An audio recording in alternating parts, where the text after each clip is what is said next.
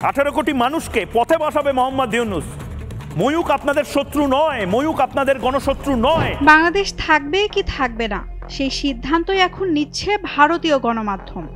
শুধু কি তাই, বাংলাদেশের নানান বিষয়ে ভুয়া খবর প্রকাশ করছেন প্রতিবেশী রাষ্ট্রের গণমাধ্যমগুলো। NDTV, Economic Times, the Indian Express, First Post, Free Press Journal, Mirror Now, ইন্ডিয়া.com, the Times of India, Sangbad Pratidin, the Print, Financial Express, the Wall, News 24, TV9, ABP Ananda, ভারতের এমন সব প্রথম সারির গণমাধ্যমের বিরুদ্ধে অভিযোগ উঠেছে ভুয়া খবর প্রচার করছে তারা। মোহাম্মদ ইউনূস বোধহয় বুঝতে পারছেন তাকে পগার পার হতে হবে এবং শেখ হাসিনা অসম্ভব হলেও ফিরে আসতে পারেন হয়তো। অবশেষে সামনে আসছে ছাত্র জনতার অভ্যুত্থানে আওয়ামী লীগ সরকার পতনের পর 12ই আগস্ট থেকে 5 ডিসেম্বর পর্যন্ত শুধু বাংলাদেশ সম্পর্কে অন্তত 13টি ভুয়া খবর প্রচার করেছে ভারতীয় 49টি গণমাধ্যম। সম্প্রতি এমনটাই দাবি করেছে আন্তর্জাতিক তথ্য যাচাই নেটওয়ার্ক রিউমর স্ক্যানার।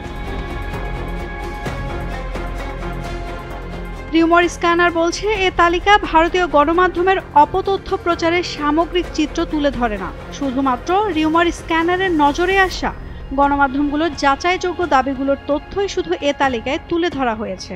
ভুয়া খবরগুলো কি?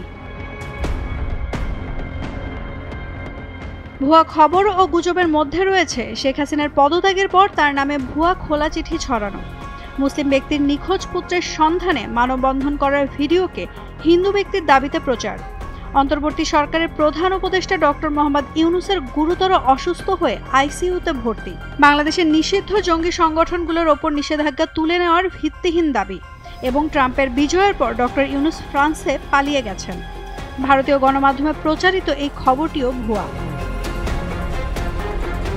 এখানেই শেষ নয়, পাকিস্তানি জাহাজের মাধ্যমে অস্ত্র আনার মিথ্যা দাবি, চট্টগ্রামে নিহত আইনজীবী সাইফুল ইসলামকে চিন্ময় কৃষ্ণ দাসের আইনজীবী হিসেবে প্রচার, বাংলাদেশে ভারতীয় চ্যানেল বন্ধ হওয়া সহ আরও অনেক কিছু।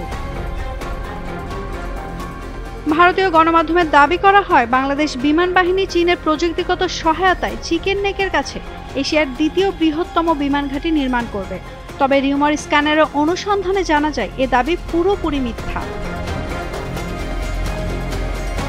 ভারতের প্রতিমা বিসর্জনের ভিডিও প্রচার করে বাংলাদেশে মুসলিমদের হামলায় হিন্দু মন্দিরের প্রতিমা ভাঙচুরের দাবি করে কিছু ভারতীয় গণমাধ্যম। এছাড়া শ্যামলী পরিবহনের বাসে হামলার মিথ্যা তথ্য প্রচার করে চিন্ময় কৃষ্ণের আইনজীবীর উপর হামলার ভুয়া দাবি, চিন্ময় দাসের গ্রেফতারকে কেন্দ্র করে হাসপাতালে চিকিৎসাধীন এক ব্যক্তির ছবি নিয়ে বিভিন্ন গুজব ছড়ানো, দাবি করা হয় ওই ব্যক্তি রমেন রায়, যিনি চিন্ময় কৃষ্ণ দাসের আইনজীবী, যা আসলে সত্য নয়।